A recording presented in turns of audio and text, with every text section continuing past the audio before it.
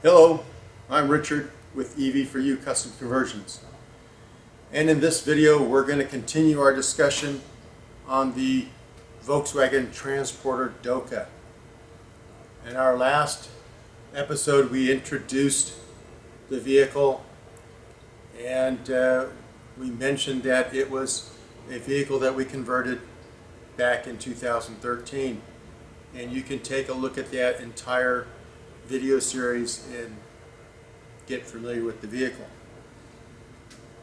But in 2021 the vehicle's back. It's had a change of ownership and the vehicle is not operating, and we're going to take a look at why it's not operating and a few other items. So we're going to start off with these four items that have been identified and that we want to look into. So the first one's going to be the motor doesn't run, and so we want to look into why isn't the motor operating. Two, there's a rubbing sound and feel. We can feel something rubbing when the motor is rotated by hand. Three, we know there's a vacuum leak. When we turn on the ignition, the vacuum pump comes on, it shuts off, but it cycles in less than a minute, which is, it should, if you're not operating the brakes, once it gets up to its shut off threshold, it should hold vacuum. It should hold it for days. Well, it's obviously got a leak because it's cycling. And then number four, we want to, once we've taken care of these things, the first three, then we want to do some testing and see what the battery pack condition is after 8 years. And most of that time was just sitting in the California desert. So curious to see how the cells have held up the test of time and lack of use.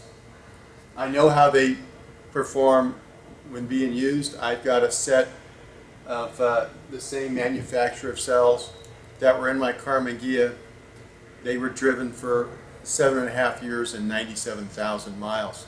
They're currently in my VW Beetle, and although it's not driven as much, it's not a daily driver, it is driven frequently, and those cells and all those components are still on the road to this day.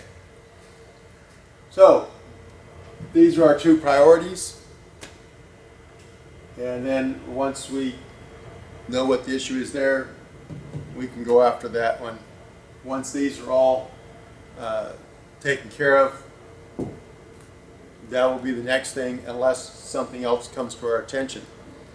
So that's going to be the focus of this video, is items 1 and 2. Hope you stay with us. Okay, here's the screen on our Curtis programming station. Here's a look at the dongle. See if I can get it in the screen here. So one end plugs into our connector where you would plug into the 840 display, and that goes to the dongle, and then from the dongle, USB port on your laptop. So this is what comes up when we just go to the system information. It gives us the basics of what this system has, and so the model, serial number, the version for protocol, parameter block, model number, manufacturer date, hardware version, operating system version, build number, so forth. And then we can go to parameters, and it gives us, you know, all these things that we can monitor. So we've got the normal forward speed, reverse speed, low speed mode, normal neutral braking, economy neutral braking, so that type of thing. The brake light regen threshold, everything is, you know, programmable with this setup. So we've got the different modes, current limits, throttle. So the current limits are all set at 100%.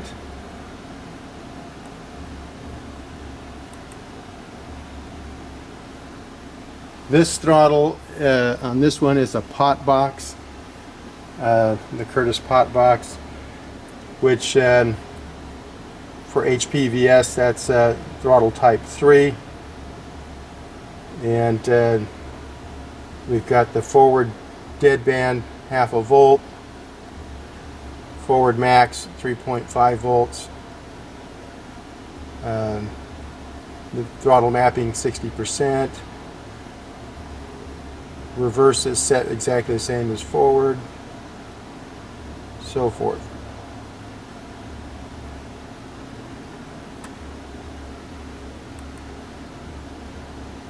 And so here's the settings you would use if you had the regen activated by the brake pedal. And you can see it's off, we're not using that.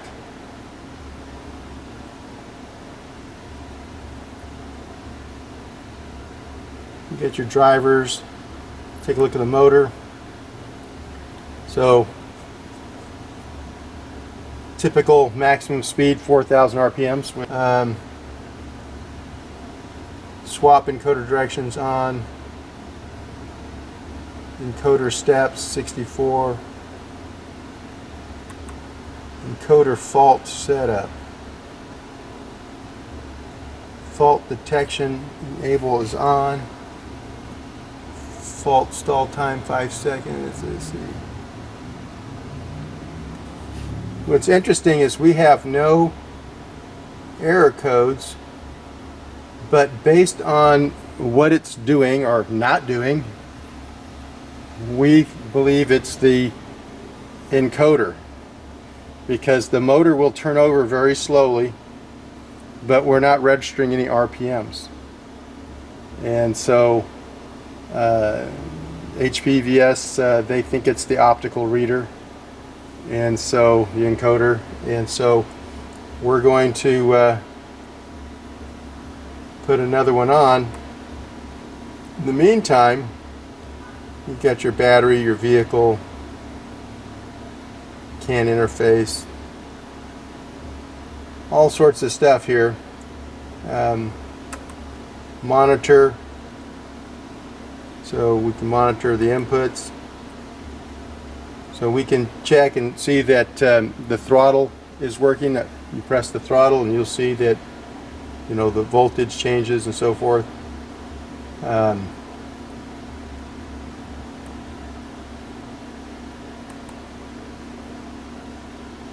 You've got your analog and digital outputs. It shows that our 5 and 12 volt outputs are working.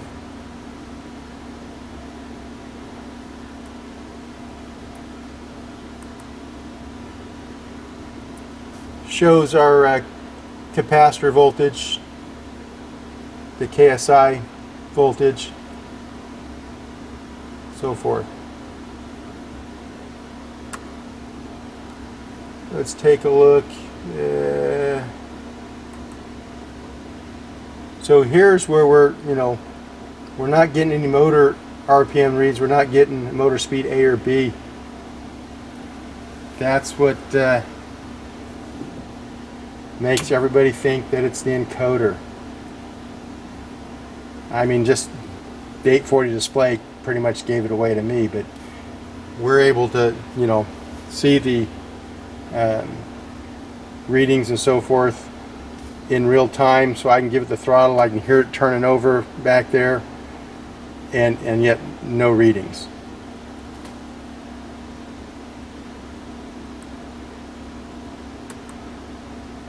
Controller,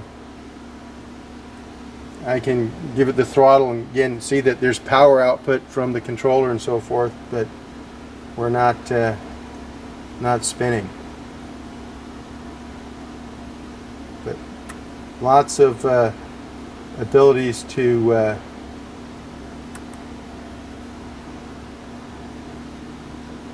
fine-tune and observe what's going on. And then here's diagnostics. And so this is the interesting part. They told me I should get like an error code, I think it was 36 or something. We're not getting any error codes though. So don't know why that is. But anyway, that's just give you an idea of what the what we can do with the Curtis dongle. And we'll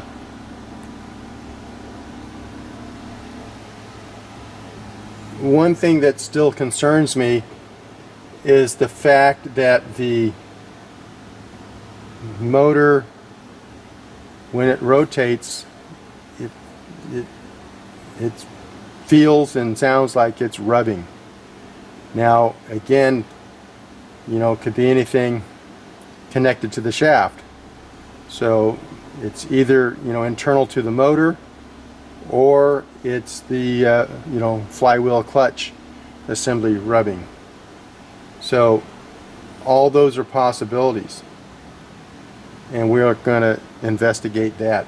So we've got the encoder on order, and we're going to pull the motor and see if we can't figure out what's going on in regards to it. So let me show you that. We'll go back to the engine bay, we'll turn it over by hand and let you observe what we observe. Well, since our last video, we gave the transporter a bath. We still need to clean the windows. Dirty windows bother me. So well, we need to, you know, clean the dash and, you know, just vacuum things out, clean out the interior a little bit. But we did give the exterior a quick bath, used a pressure washer in the bed here, and if you look at the previous video, you'll see that it made a pretty significant difference in the appearance. Got rid of some of that, but there's some scrubbing that would need to be done to get this any cleaner, and we're not going to worry about that at this point in time. We also removed the hatch cover here over the engine bay. It was rotted, and its days have been in the past. It served its purpose. We'll move on. We'll probably make a metal one to go over that. We don't have the heat production that you know, the internal combustion engine had, and so that's not going to be an issue. The thing getting hot, it won't get any hotter than the rest of this. And maybe we'll have the fab shop you know, replicate the raised area there. See what we can do. Let's take a closer look inside the engine bay from above here. Put some light on the topic. You can see we sprayed off the inside from the deck lid, so there are things that were shadowed that didn't get clean. You can see when we pressure washed this, the hatch cover was on, and so, you know, that's dirty, needs to be cleaned. So yeah, engine bay is still quite dirty. We did blow off some of the surface dirt, but then there's a lot still there. So we're going to take a look at the motor, but let me make some comments about the encoder. the encoder on this one is external. And so we'll open the deck lid, you can see it better. But here's the wiring. It goes from this plug back to the encoder here on the auxiliary shaft. And you can see it right there. Like I said, we'll get a better angle in a moment. So it'll just be a matter of unplugging that. And I think there's like 2 screws that hold that encoder on. So let's take a look at that. Here we are, the back. And there's the rear shaft, the encoder. Try to get the light. So you can see a little bit of rust on that shaft after sitting for 8 years. And so being that the encoder is exposed to the elements and everything, yeah, everything seems to point to it. But what we're going to do next is I'm going to rotate the motor. I'll put a pair of pliers on that. I can't turn it by hand. And we'll rotate that and let you listen to the noise. Okay, just a little aerial view first.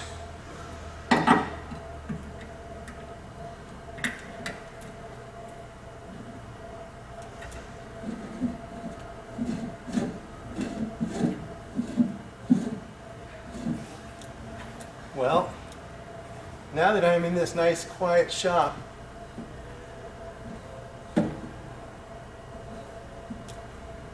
I can actually hear better than I could when I checked this when we picked it up. Well,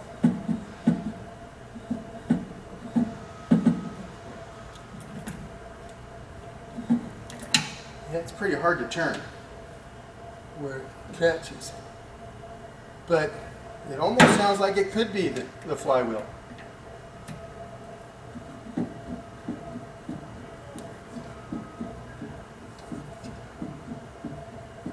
Boy. Oh, maybe not.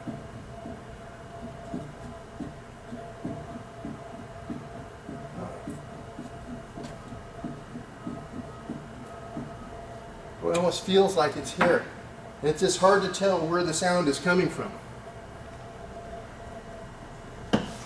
So, the only way to really know what's going on is to pull it out of the vehicle. We'll remove the motor and we'll check and see if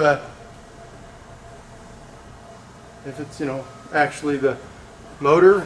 HPVS said that they don't think it is. I'm not sure. But like I said, the only way to really know for sure is we'll pull that motor out. Shouldn't be too difficult. What we're going to have to do is let me move the camera and I'll show you. So to remove the motor in this case, of course we're going to have our 3 power lines. We'll simply remove those. We'll unplug our encoder,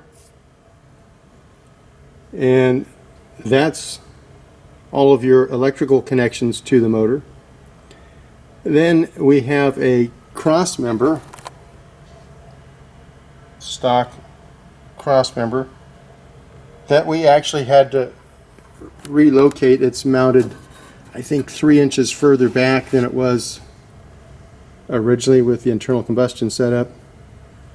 And then that goes through a shock mount scenario and then mounts to the rear of the motor here. The front, of course, is mounted with the adapter to the bell housing of the transaxle.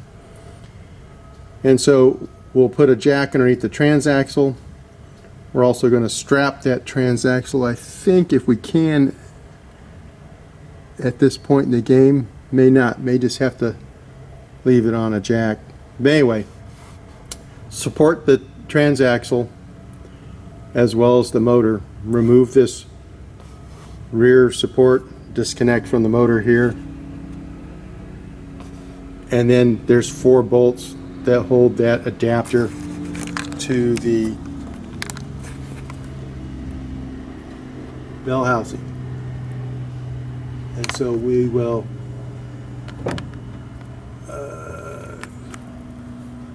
disconnect it, and then there's one. Anyway, and then bring it out. Another thing that we'll need to do on this case is we have a cooler. So this setup has a radiator with fans, and it also has a cooler. And so the coolant leaves the reservoir,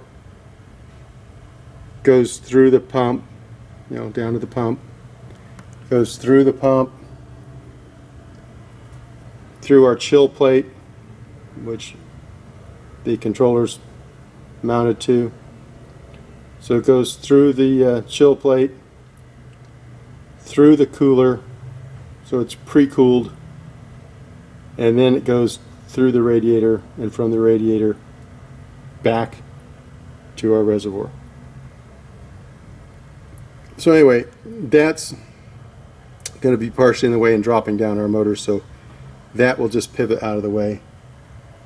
So that's it. Not a huge ordeal, and we have enough length in this case to come back. I think I'll disconnect this support here. This support supports the bottom of the chill plate. The chill plate's mounted to a cross member up there, and then this just keeps it from wanting to move front to rear. It can't go left or right, up or down, or anything like that, but the bottom needed additional support. So that's what this piece is.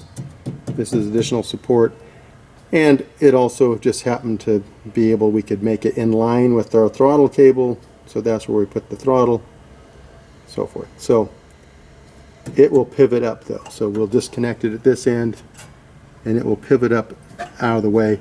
I mean, the motor will come back and might clear, but we got a curve right here, so just to make sure, we'll just pivot it out of the way. So we'll do that, and I'll try to grab time to show you that, and then once it's out, we'll know right away which is rubbing. Okay, as I said before, we've disconnected the electrical things. So we've got the encoder disconnected, we've got the motor power disconnected. We raise this up out of the way.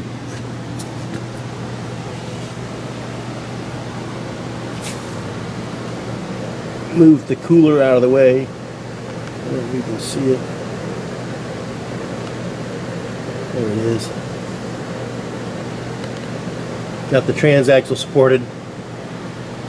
Got the transmission jack under the motor.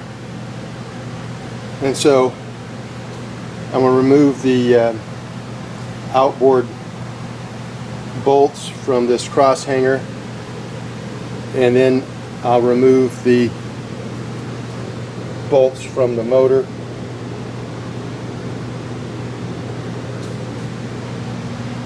And then the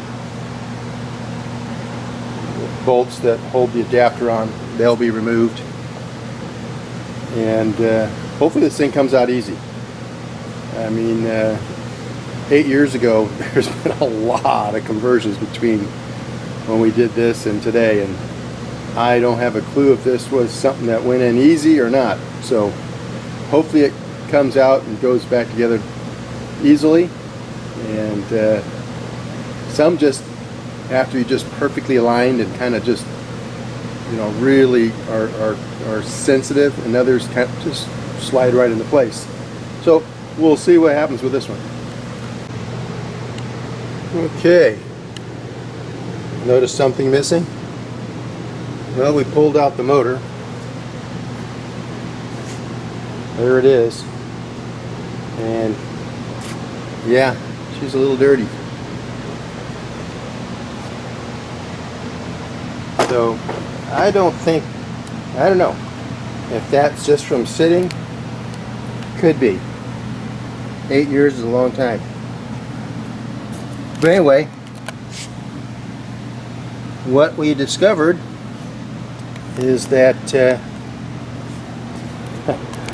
It's not the motor.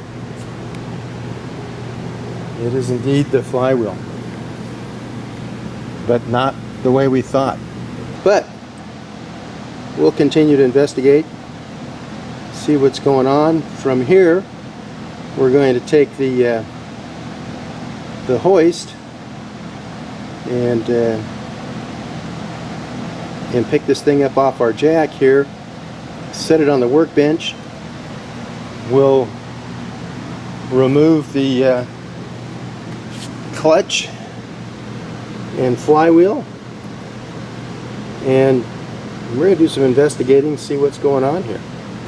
Well, we document all of our conversions, so we have records on all the serial numbers, everything that goes in, who it came from, what it cost, everything. And we take photos, and we take a varying amount of photos depending on the project. So if it's a VW Beetle, it probably doesn't get a lot of photos unless it's one that we did a little bit differently than others that we've done. And so, but vehicles that are the first of its kind that we've done, or just it's done differently, we have a photographic record also. But very few of our builds are video. And so, and if you've watched our videos, you know that we don't video every moment of it either. So for a situation like this, it's kind of nice where the vehicle ends up back in our hands and we know exactly what transpired before, because I can go to the video and check it out. And so that's what you're going to see in this upcoming clip. You're going to see a clip from 2013 when we were installing the adapter, the coupler, and the flywheel for the very first time. And so we documented the issues we had then, and I went back and looked at our records, and you'll see in the clip that I talked about having the flywheel machine. We decided not to do that because it was going to, create other issues. One, once we had a machine, then we'd have to have it balanced again. And so that was just another, person, another company to wait on. And so we chose to just grind some clearance on that adapter. It was the adapter that was, at issue, not the flywheel.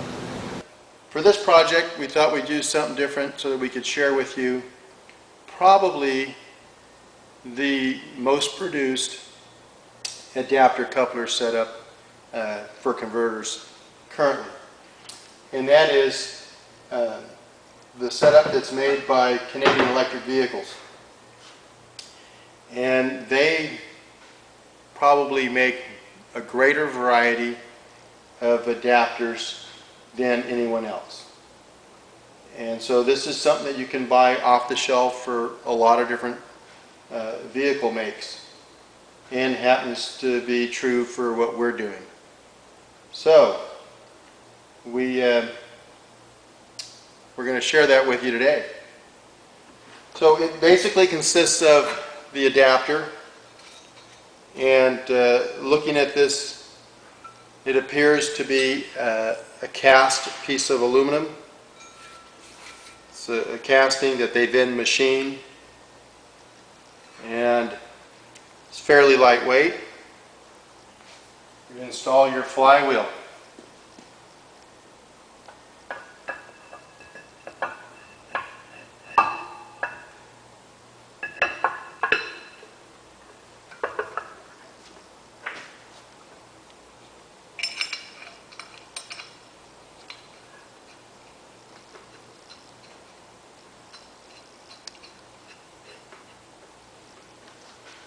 And again, I'm just putting these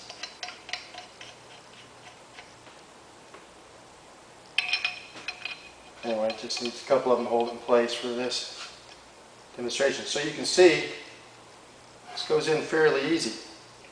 What we found in our initial setting this up is that we don't have proper clearance between the flywheel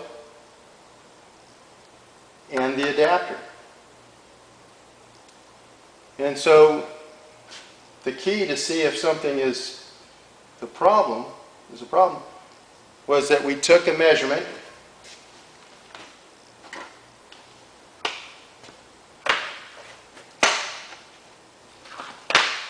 of what some call the magic number, and we took that off of the stock engine, so we knew what this dimension was supposed to be from this mating surface here where this mates to the transaxle to this outer edge of the flywheel. And what we found was that this was the correct dimension. So that tells me that their coupler is the correct dimension, but we still have binding here around the edge. So two ways to resolve that. One is you could machine their adapter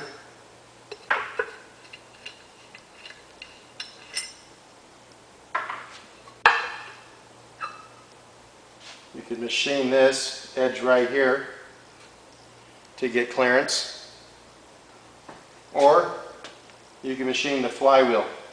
So here it is, getting ready to be lifted up on the workbench, and we'll come back once I get it up on the workbench, and then we'll take a look at taking things apart. Okay, we got it mounted up here on the workbench, got it strapped down, and so now we'll pull off the clutch and the flywheel. But before we do that, just wanted to get a closer look at things and see what it's doing.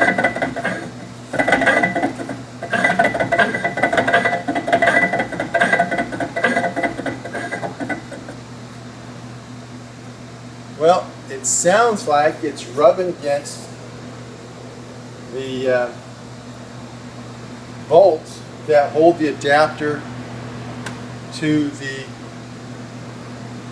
motor. That's kind of what it sounded like to me now. So it's like one of the bolts. But he says it's not a whole lot of resistance. I just couldn't turn the shaft by hand. If you get it to the, one spot right there, I couldn't do it by hand. But with the extra leverage of the diameter of the flywheel, I can do it easily. So anyway, anxious to pull this off and check it out. But yeah, that's what it is. It looks like we're clearing here. I mean, it's close in some spots, but it's a bolt. And it's just barely rubbing. I mean, it's not something that's obvious. These marks, this is from when we were grinding this, and that was because if you look at this lip here, right here, it's less than 1/4 of an inch thick. Okay. Over here, it's almost 7/16 of an inch thick. So the width of this piece right here, which is supposed to be, the same all the way around, it came in and in and in. So when they were machining that, they got off center and it made it, wasn't a circular cut. So we tried to grind in here and clean that up a little bit just to get the clearance. And you can see where we were touching and where we ground to get the clearance. But that's not where the issue was this time around. That's where the issue was, and we talked about that in the video from 2013. This is, they're hitting right here. It just was hitting the bolt, and I'll zoom in on that. I mean, it's barely, but enough that you know, we could feel it and hear it.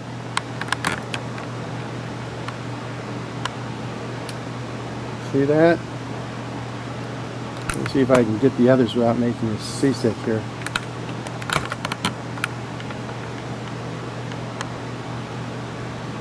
I mean, barely rubbing.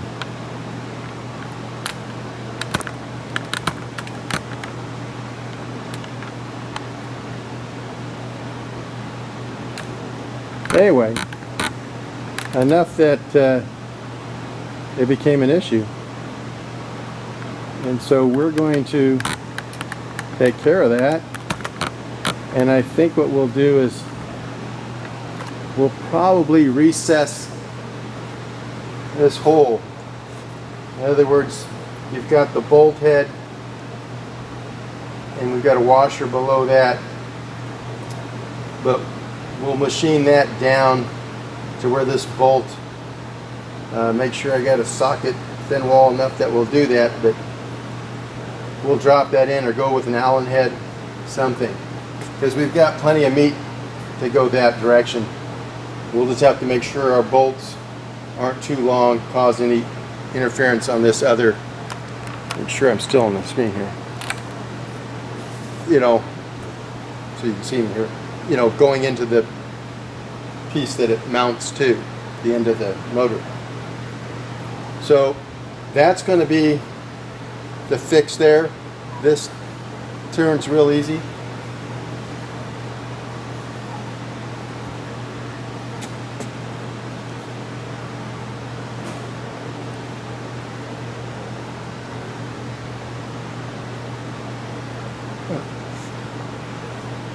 I'm hearing a little bit of a squeak noise at the other end of the motor.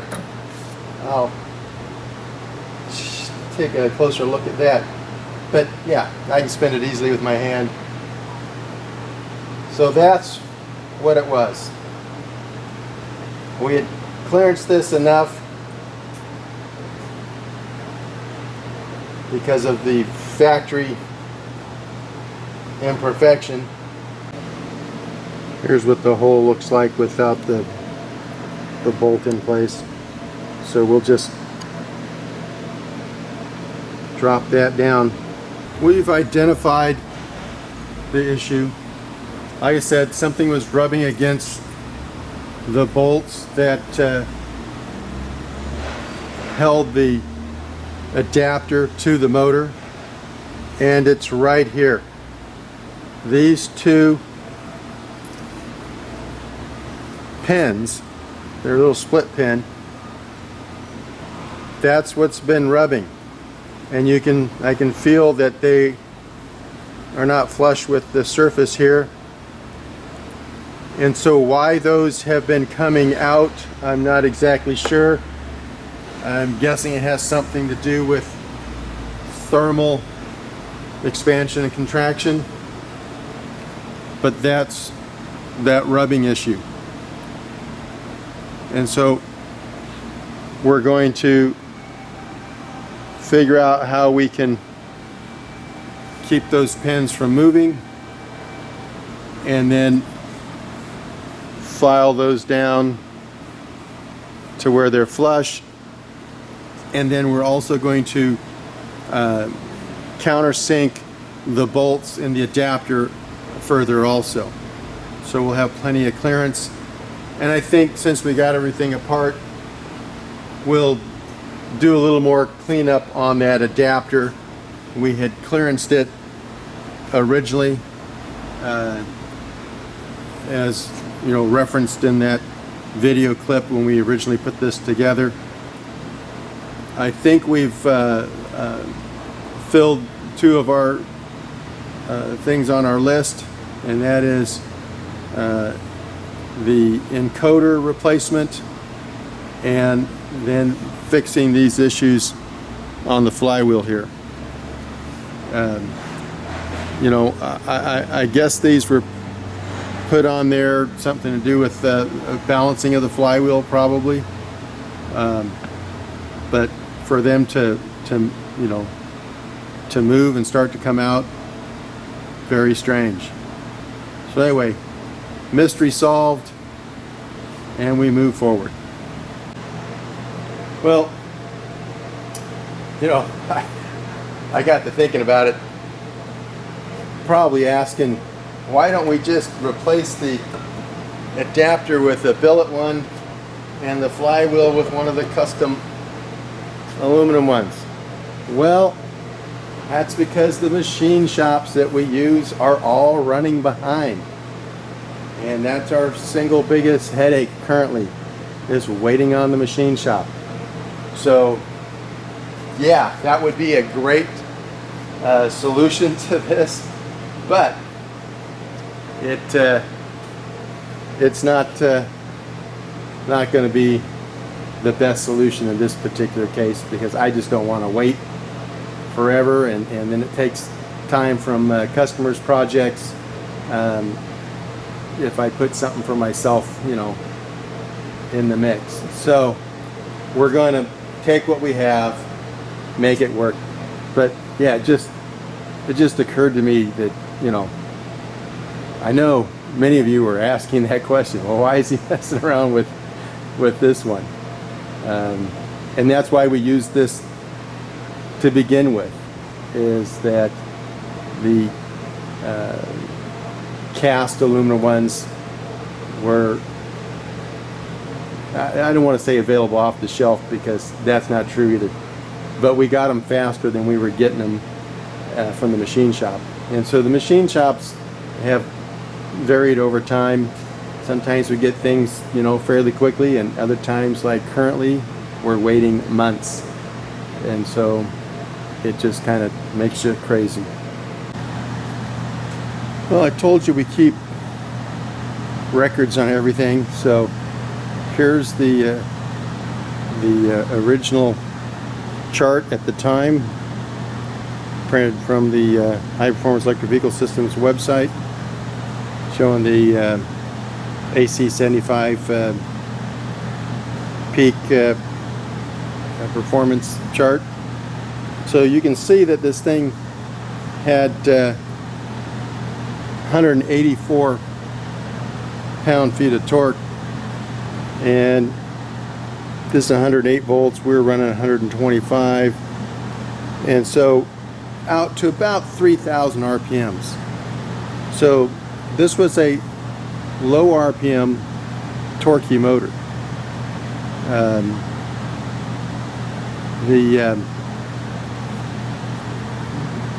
The horsepower was 85 horsepower. The 38 cell battery pack, because that's what fit in the treasure chest, and that's where we wanted to limit the cell location to. We didn't want to put it in the bed. We couldn't put them in the, you know, inside the cab at all. And so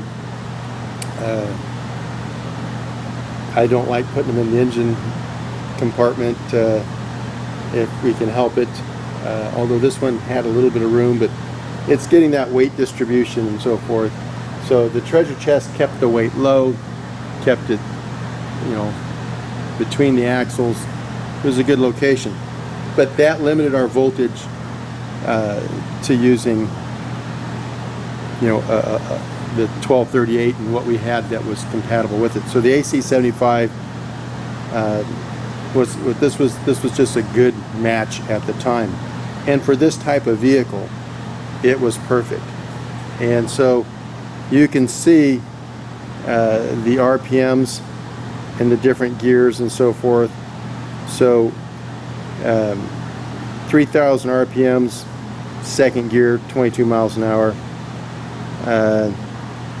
3,000 RPMs in fourth gear was 50 miles an hour.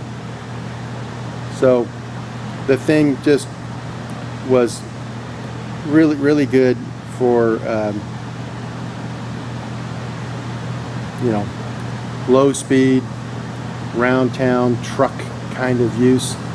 And if you're driving on the freeway, it was, you know, like I said, 63 miles an hour, but we did our range test at that. That put us at 3,600 RPMs. So that put us, you know, here. Torque is coming down, which you don't need a lot of it. We're cruising down the freeway, and the current was coming down. So that just kind of round off this discussion on this AC50 or this AC75. And so next time we'll bring you up to speed on, you know, the thing back together with the new encoder. Maybe we'll even show the encoder being installed. We'll see you next time.